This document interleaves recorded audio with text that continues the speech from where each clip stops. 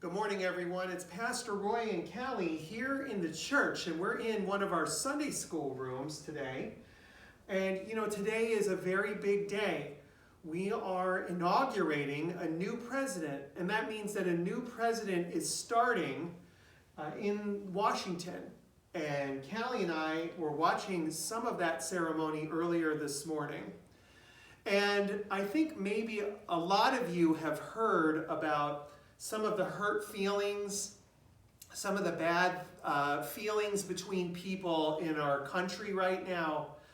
So in light of what we celebrated on Monday, Martin Luther King Jr. Day, and his famous words, which was really all about loving one another in a way that's with justice and fairness, meaning really being fair for everybody, so that everybody is loved and treated in the way God would want us to treat one another.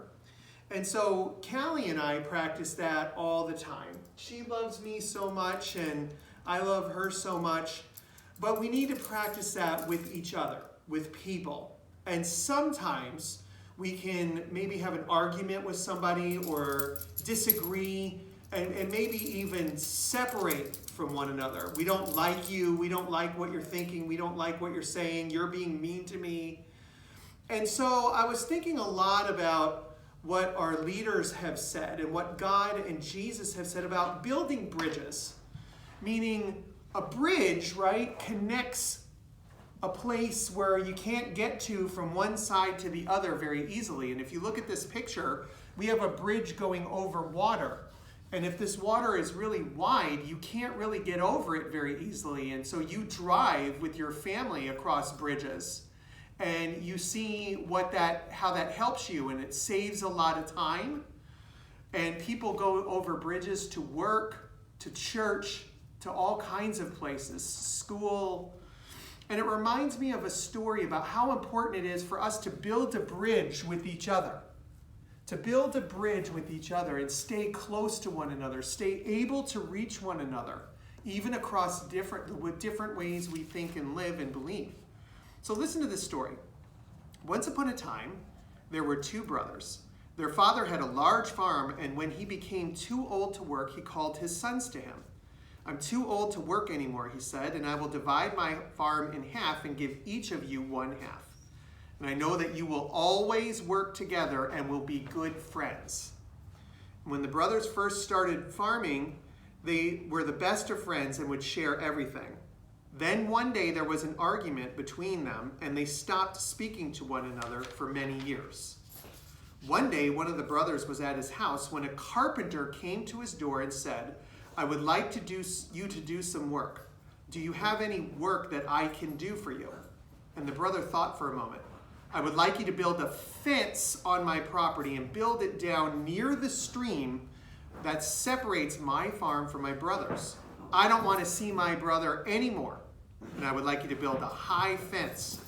I'm going to town and I'll be back this evening." When he came back, he was shocked to see the carpenter had built a bridge instead of a fence. And as he went down to look at the bridge, his brother came from his side of the stream and said, "After all the terrible things I've done to you over the years, I can't believe you would build a bridge and welcome me back." So he reached out to his brother and gave him a big hug. And the brother went back to the farmhouse to talk to the carpenter and said, "Can you stay?" And the carpenter said, "I have more work for you to do." And the carpenter answered, "I'm sorry, but I can't stay. I have to go, for I have many other bridges to build." And that reminds me of Jesus. Jesus was a carpenter by trade. Before he went into full-time ministry, he learned from his father how to be a carpenter. And in a way, he was building bridges between people and showing them the way. And that's what we can do with one another. Even people who have upset us or hurt us, we can come together and try to build a bridge across. We can at least try, so that we can be friends in some way and understand and respect one another.